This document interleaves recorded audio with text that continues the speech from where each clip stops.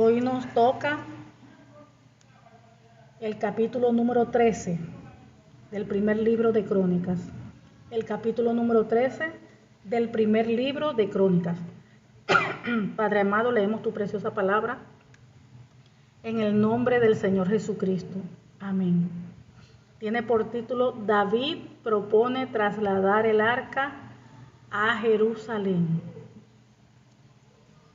Dice: entonces David tomó consejo con los capitanes de millares y de centenas, y con todos los jefes.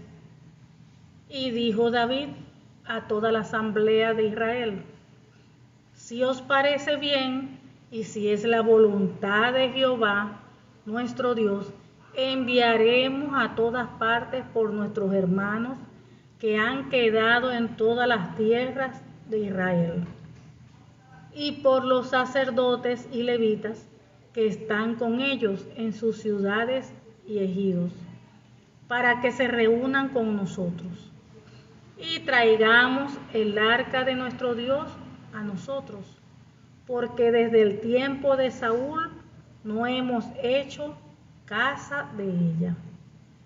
Y dijo toda la asamblea que se hiciese así, porque la cosa parecía bien a todo el pueblo. Entonces David reunió a todo Israel, desde Sior de Egipto hasta la entrada de Amat, para que trajese el arca de Dios de Kiriat Jearim. Y subió David con todo Israel a Bala de Kiriat Jearim, que está en Judá, para pasar de allí el arca de Jehová Dios, que mora entre los querubines, sobre la cual su nombre es invocado. Y llevaron el arca de Dios de la casa de Abinadab en un carro nuevo, y Usa y Ahío guiaban el carro. Y David y todo Israel se regocijaban delante de Dios con todas sus fuerzas, con cánticos, arpas, salterios, tamboriles, címbalos y trompetas. Pero cuando llegaron a la era de Kidón, Usa extendió su mano al arca para sostenerla, porque los bueyes tropezaban. Y el furor de Jehová se encendió contra Usa y lo hirió, porque había extendido su mano al arca, y murió allí delante de Dios. Y David tuvo pesar, porque Jehová había quebrantado a Usa, por lo que llamó a aquel lugar Pérez Usa hasta hoy.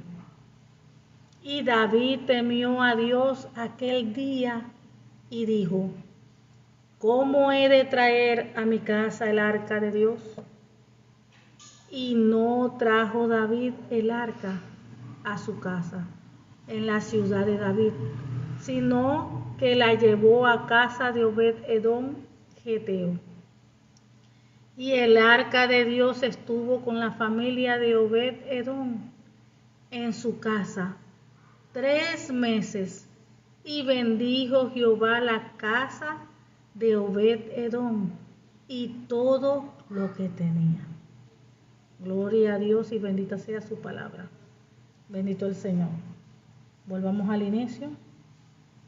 Dice: entonces David tomó consejo con los capitanes de millares y de centenas, y con todos los jefes.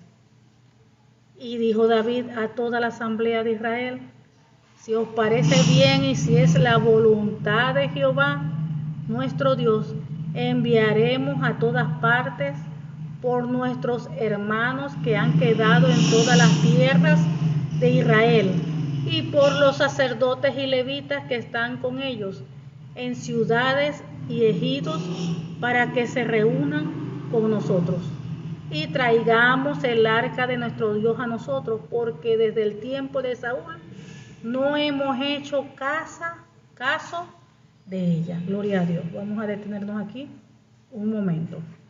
Fíjense que David, como rey de Israel, como un hombre, vamos a decir, maduro, no tan solo en edad, sino fíjense su manera de llevarse, su manera de pensar, o de repente su manera de hacer las cosas. Vemos que dice aquí, entonces David tomó consejo con los capitanes de millares y de centenares y con todos los jefes. O sea que él buscó consultar con todos sus oficiales, ahí entre ellos estaban los generales, los capitanes de su ejército. Fíjense, ¿con quién busca él o una persona madura? Consejo en Dios. Se sabe que uno tiene que orar, buscar dirección del Señor, y se sabe que uno tiene que buscar también la dirección en la palabra. Todo hijo o hija de Dios actualmente. Pero muchas veces buscamos el consejo, bien sea de nuestros pastores o de alguien que uno sabe que espiritualmente es una persona madura. Fíjense que aquí vemos que David buscó el consejo en oficiales, generales y capitanes de su ejército. Y luego se dirigió a la asamblea de Israel para hablar con ellos. Fíjense que él buscó personas maduras para ver qué opinaban. Esto no eran así cualquier persona del pueblo, no que voy a preguntarle de repente al hermanito, a la hermanita. Eran líderes. ¿Qué dice la palabra del Señor? Que todo el que esté puesto en autoridad, por Dios está puesto. Entonces fíjense que él buscaba de gente madura, consultaba, si tenía alguna duda, si quería saber la opinión de otro, consultaba con personas maduras. No consultaba de repente con los jóvenes o de repente con los muchachos de por ahí. Buscaba gente que sabía que era gente madura. Y vemos que David dice, y dijo David a toda la asamblea de Israel, si os parece bien y si es la voluntad de nuestro Dios. Fíjense otra cosa. Está buscando consejo a ver qué opinaban sus líderes, generales, capitales, todo el que tenía un alto rango allí en su ejército, porque él sabía que era gente madura, gente preparada, gente seria. Y fíjense de quién está buscando, a ver qué opinan, el consejo de ustedes para ver qué piensan ustedes, si de repente piensan igual que yo. Y fíjense que todavía lo que él dice, si os parece bien y si es la voluntad de Jehová nuestro Dios. Fíjense que él tenía presente de que las cosas se hicieran si era la voluntad de Dios. Muchas veces nosotros se nos vienen pensamientos, se nos vienen ideas, de repente se nos viene algo, un deseo de hacer algo, pero independientemente de lo que nosotros pensemos, el deseo que tengamos, nosotros siempre tenemos que buscar la voluntad del Señor. Porque muchas veces se nos vienen pensamientos a nosotros y son nuestros propios pensamientos. O sea, de repente quiero hacer algo, pero siempre tengo que tomar en cuenta de que lo que yo haga sea conforme a la voluntad de Dios. Que de verdad Dios desee que yo haga eso. Que no lo haga porque yo quiera, sino porque el Señor pues apruebe eso. Por eso es que en oración uno siempre tiene que ponerle al Señor todas las cosas, presentárselas al Señor. Todo lo que uno haga tiene que presentárselo al Señor.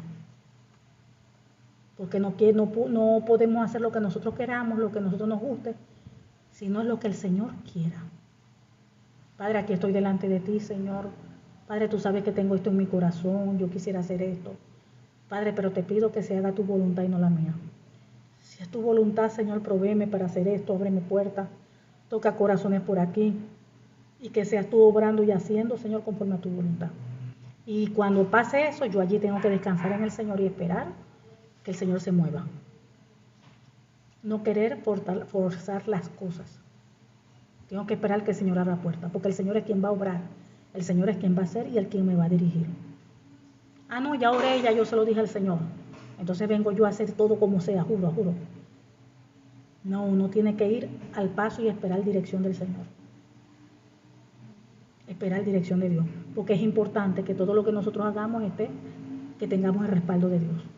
Es importante que cada cosa que nosotros vayamos a hacer, estemos conscientes de que el Señor está allí con nosotros, que nos está respaldando, que la bendición de Dios está allí en lo que voy a hacer. Eso es muy importante. Acuérdense que cuando vemos ahí el pueblo de Israel, cuando ellos estaban en obediencia, ellos no hacían algo si primero no buscaban consultar al Señor, si Dios lo aprobaba o no lo aprobaba. Porque de repente yo tengo buenas intenciones en hacer algo, pero no es el tiempo, no es la voluntad de Dios, porque no es el tiempo para hacer eso. Y vengo yo lo hago. Entonces eso trae problemas. Y por eso es que pasan muchas situaciones terribles, porque de repente no era el tiempo de Dios de hacer eso, no era la voluntad de Dios de hacer eso. Entonces siempre es necesario presentar a todo delante del Señor y esperar que Él se mueva, esperar que Él responda, esperar que Él dirija.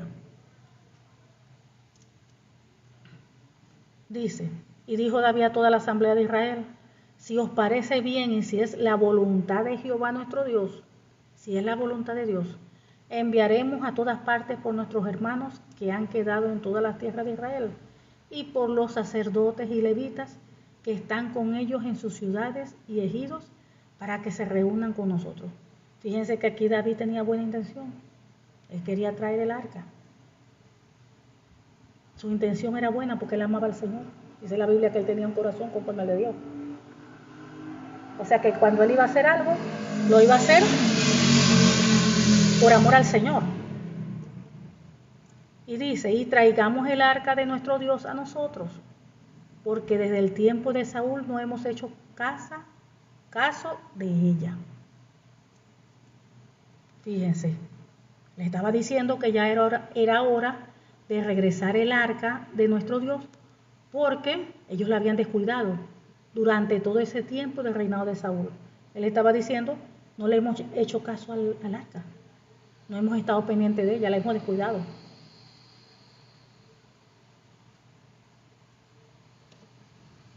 Y dijo toda la asamblea que se hiciese así, porque la cosa parecía bien a todo el pueblo. O sea que todo el mundo estuvo de acuerdo, todo el pueblo.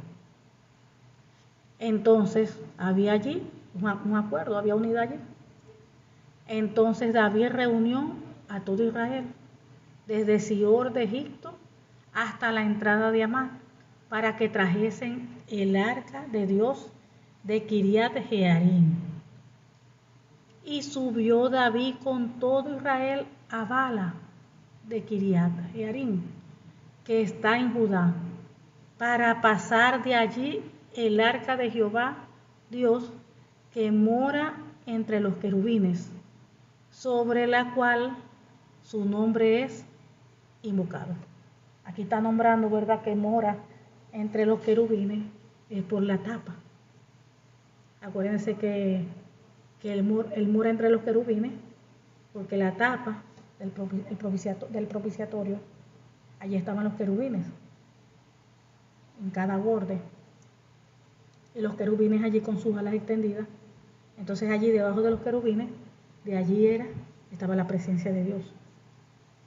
Por eso es que dice que mora entre los querubines, sobre la cual su nombre es invocado. Recuerden que en los tiempos bíblicos allí el Señor moraba, estaba allí, pues en ese momento era en el arca. Allí estaba morando, esa era su casa allí en el arca. Por eso que ese arca era tan sagrado, tan santo, tan puro, porque allí estaba la presencia de Dios. Y dice, y llevaron el arca de Dios de la casa de Abinadab en un carro nuevo, y Usa y Ahío guiaban el carro. Y David y todo el pueblo se regocijaban delante de Dios con todas sus fuerzas, con cánticos, arpas, salterios, tamboriles, címbalos y trompetas. Pero cuando llegaron a la era de Kidón, Usa extendió su mano al arca para sostenerla porque los bueyes tropezaban. Y el furor de Jehová se encendió contra Usa y lo hirió porque había extendido su mano al arca y murió allí delante de Dios. Wow, muchos dijeron, wow, pero qué injusticia. Si ellos estaban ahí, era guiando el arca, protegiendo el arca allí, llevándolo. ¿Y cómo lo va a matar Dios? Recuerden que el arca era de Dios es santo, santo, santo. Y allí había reglas como hoy en día. A través de la Biblia, pues hay mandamientos, reglas que uno tiene que cumplir. Mandamientos que Dios da, estatutos. Y el arca era tan santo, santo, que eso no lo podían tocar. Solamente había personas específicas, el sacerdote, personas específicas que podían tocar el arca. Y eso se sabía. Recuerden que cuando hay un quebrantamiento de la palabra, dice la Biblia que la paga del pecado es muerte. Entonces allí todo el mundo sabía que el arca no se podía tocar. Nadie que no fuera aprobado por Dios. Como la carreta de repente iba allí porque había piedras, porque había hoyos, de repente extendió la mano porque sintió que el arca se iba a caer. Tuvo una buena intención porque el arca se iba a caer, pero quebrantó la palabra. Y muchas veces esas situaciones pasan hoy en día en el pueblo, en la iglesia de Cristo. Usted puede tener una intención buenísima, una buena intención, pero si esa intención quebranta la palabra de Dios, eso es pecado y eso trae consecuencias. Muchas veces queremos hacer algo para Dios porque vemos que es bueno. No es bueno, es para Dios. Es como recuerden que el caso de Saúl. Dios le había dado a él unas instrucciones. Cuando fue a la guerra dijo que nada quedará vivo, que acabara con todo. ¿Y qué pasó? El pueblo tomó los mejores animales para sacrificio de Dios. Ellos tuvieron buena intención, agarrar lo bello, lo hermoso para Dios, para sacrificarlo, para Dios. Pero Dios le había dicho otra cosa. Entonces puede ser que usted tenga una intención en hacer algo, pero si eso no es la voluntad de Dios, Dios no va a estar allí respaldando, eso va a traer consecuencias negativas, porque no fue dirigido por el Señor, no fue guiado por Dios, fue el deseo de su corazón, sus propios pensamientos. Entonces tenemos que tener cuidado con eso. Hay que tener cuidado con eso, porque uno tiene que tener celo por el reino de Dios, celo por la casa de Dios. Y acuérdense que está la Biblia y nosotros tenemos que luchar por vivir conforme a la palabra, conforme a la Biblia, conforme con lo que allí está escrito. Allí no importan mis emociones, no importan mis sentimientos, no importa lo que a mí me parece, no importa lo que yo crea. Bueno, Señor, tú me vas a entender, voy a hacer así porque Dios no le va a entender, usted está sencillamente desobedeciendo y ya. Sencillamente usted está quebrantando la palabra y ya. Entonces no espere que Dios le entienda que usted tiene que hacer algo que le va a ofender a él. Fíjense, él no tenía mala intención, él metió para el arca que sintió que se iba a caer. De repente tantos hoyos, tantos huecos, y el arca iba ahí moviéndose duro. Y que dice aquí que el furor de Jehová se encendió. ¿Por qué se encendió? Si supuestamente él metió la mano más bien para que el arca no se cayera. Porque ya había un mandato, ya había un mandamiento. Igualmente que hoy en día. Hoy en día hay mandamientos, ahí está la Biblia, ahí están los estatutos, ahí está todo lo que nosotros tenemos que hacer. Allí está. O sea que si hoy en día nos rebelamos, pecamos, hacemos lo que a Dios le desagrada, es porque queremos. Porque allí está el libro. Y uno tiene que leer la Biblia, aprender, meditar en ella para no pecar contra Dios, para no cometer errores, que todo está escrito en la Biblia.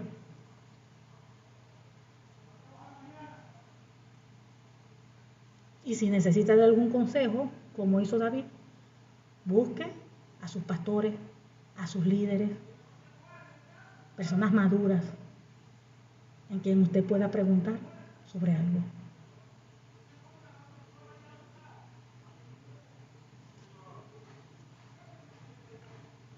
Y dice, y el furor de Jehová se encendió contra Usa, y lo hirió porque había extendido su mano al arca, y murió allí delante de Jehová.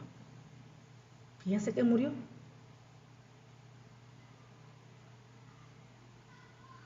Y allí no vale el sentimentalismo. Ay, no, pobrecito, no lo voy a matar porque es un tal de David, es amigo de David, porque es un líder, porque es esto. No, quebrantó la palabra, la quebrantó y ya.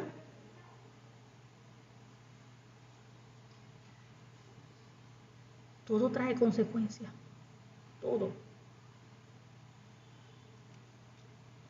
Dice, y David tuvo pesar, versículo 11. Y David tuvo pesar, porque Jehová había quebrantado a Usa. Claro, imagínense, todos quedaron allí, asombrados. Cuando se dice que David tuvo pesar, o sea, es como si se hubiese enojado, se molestó, porque la ira de Dios se había desatado contra Usa. Y llamó a ese lugar Fares Usa, que significa desatarse contra Usa. Y ese nombre se conserva hasta el día de hoy.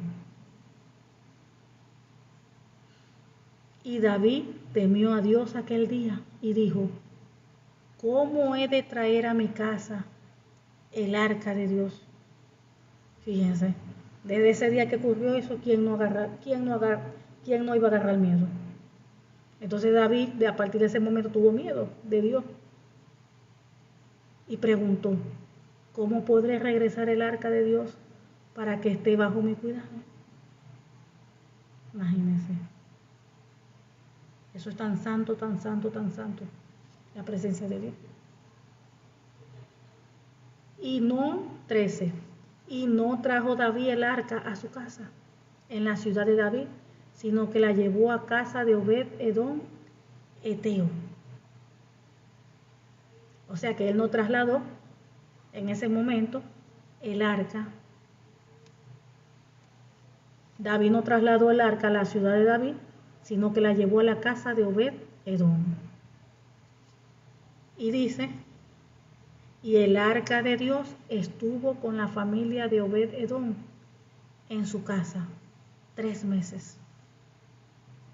No, me imagino yo que era porque estaba lo más cerca. Lo llevó a lo más cercano por esa situación que pasó, porque ahí fue que tuvo miedo. Y el arca de Dios estuvo con la familia de Obed-Edom en su casa 3 meses. Y bendijo Jehová la casa de Obed-Edom y todo lo que tenía. Fíjense, wow. Fíjense lo que hace la presencia del Señor, donde está Dios. Donde está el Señor, hay bendición. Donde está el Señor, se desata la bendición en gran manera. Dice, y el arca de Dios estuvo en la familia de Obed-Edom en su casa 3 meses. Y bendijo Jehová la casa de Obed-Edom y todo lo que tenía.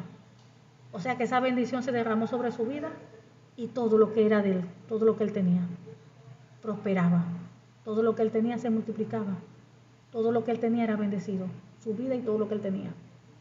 Fíjense lo que hace donde está la presencia del Señor. Fíjense que en esos tiempos bíblicos la presencia de Dios estaba en ese arca. Pero hoy en día, ¿dónde está ahora la presencia de Dios? En cada uno de nosotros. ¿Dónde está la presencia de Dios? En todo aquel hombre y mujer que recibe a Cristo en su corazón, que tiene al Señor Jesucristo. El que acepta al Señor Jesucristo, allí va a estar la presencia de Dios. Porque si anteriormente, vamos a decir así, la morada, la casa de Dios era el arca, ahora es nuestro cuerpo. Dice la Biblia que nuestro cuerpo es templo del Espíritu Santo de Dios y morada de su gloria. Es santo. Y fíjense el cuidado con que había que cuidarlo en los tiempos bíblicos. Y dice la Biblia que Dios no tiene sombra de variación, o sea, que Dios, el mismo Dios que es el que estamos leyendo aquí, cuando estaba allí en el arca, ese mismo Dios es el del actual, el que está en usted, el que está en mí. Y por eso es que Dios dice, sé santo porque yo soy santo. Dios exige santidad de cada uno de nosotros. Lo exige, sé santo porque yo soy santo. Entonces, así como cuidaban el arca, así nosotros debemos de cuidar nuestro cuerpo, nuestra vida espiritual. Porque Él es un Dios santo. Por eso es que muchas veces pasan tantas cosas terribles. Porque ofendemos a Dios. Así con esa misma santidad que guardaban el arca, así con esa misma santidad nosotros debemos de guardarnos. Guardar nuestro cuerpo físico, de evitar todo pecado sexual. De evitar todo pecado con nuestros ojos, todo pecado con nuestros hijos, de estar con nuestros oídos, perdón, de estar escuchando chismes, brollo, murmuración, de estar viendo cosas que son vanidad, cosas que no edifican,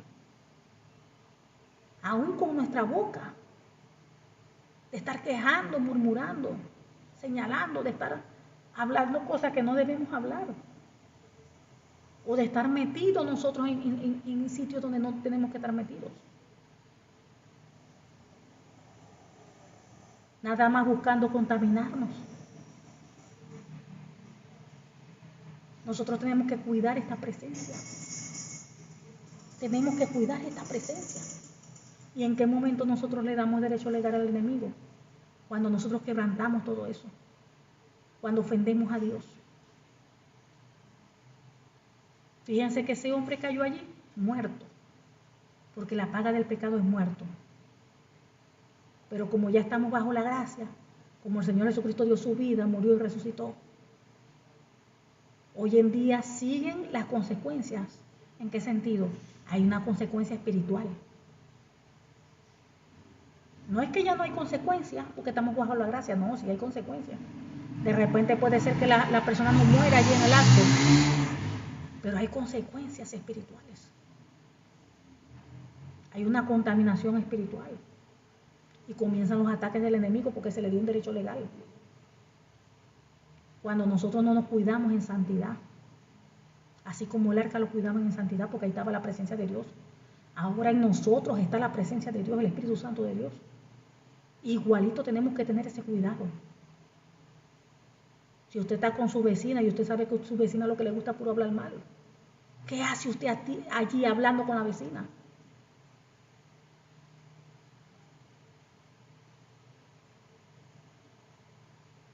Y muchas veces hasta nosotros mismos tenemos que ir trabajando cada una de nuestras áreas. Si me gusta criticar, si me gusta hablar mal del prójimo, del hermano, tengo que luchar en contra de eso. Porque recuerden que en nosotros está el Espíritu Santo de Dios. Por eso es que abrimos puertas. Tenemos que luchar en contra del enojo, en contra de la ira.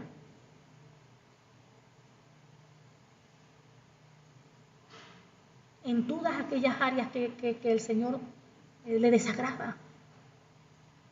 Dios es el mismo, Dios no ha cambiado.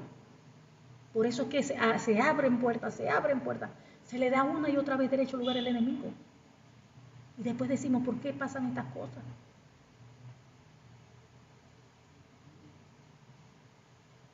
Eso es cuando se trata, ¿no?, de algún pecado. Entonces tenemos que meditar, tenemos que ver cómo es nuestro vivir. Y tenemos que trabajar en ellas.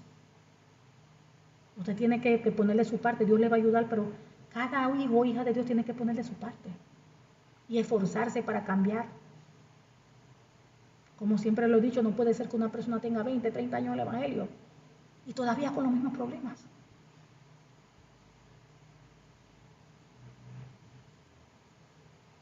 Ya usted tiene que superar todas esas debilidades, ya usted tiene que superar los problemas que por años usted ha tenido.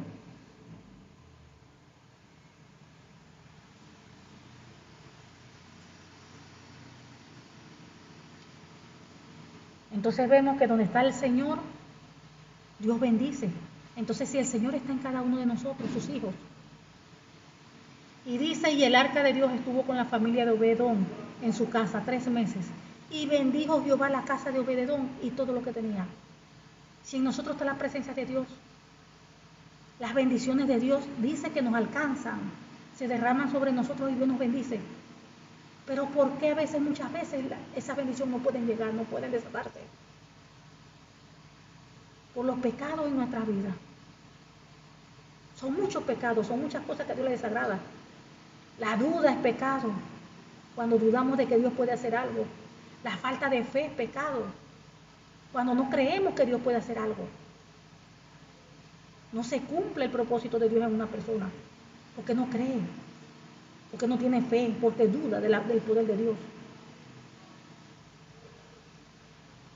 La desobediencia es pecado. ¿Cuántas veces Dios da un mandato en la Biblia y nosotros hacemos lo contrario? Y todavía queremos que Dios nos bendiga. En desobediencia Dios nos bendice. En desobediencia Dios nos bendice. Y aún con miedo.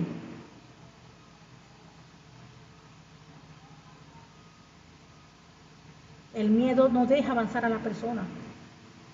El miedo hace que la persona desobedezca, que no avance, que no crezca.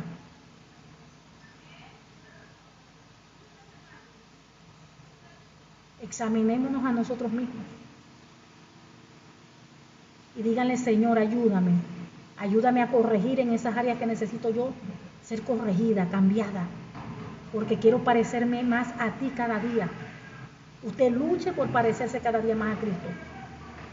Porque de nada sirve que usted tenga 20 años en el Evangelio y que usted sea la misma. En 20 años usted no ha cambiado.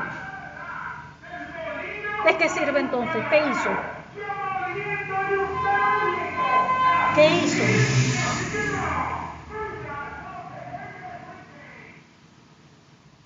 Pidámosles a Dios que nos ayude cada día a parecernos más a Él, a cambiar esas áreas en nosotros que necesitan ser cambiadas. Y Dios nos va a dar la victoria. Amén. Padre amado, te damos gracias. Gracias, Señor, porque tú eres bueno, porque para siempre es tu misericordia. En el nombre del Señor Jesucristo te pedimos, Padre, oh Dios, que esta tu palabra produzca fruto en nosotros a 100%. En el nombre del Señor Jesucristo. Y sellamos esta tu preciosa palabra en nuestra vida, en nuestros corazones, con tu preciosa sangre y con el Espíritu Santo de Dios. En el nombre del Señor Jesucristo te lo pedimos. Amén y amén. Gloria a Dios.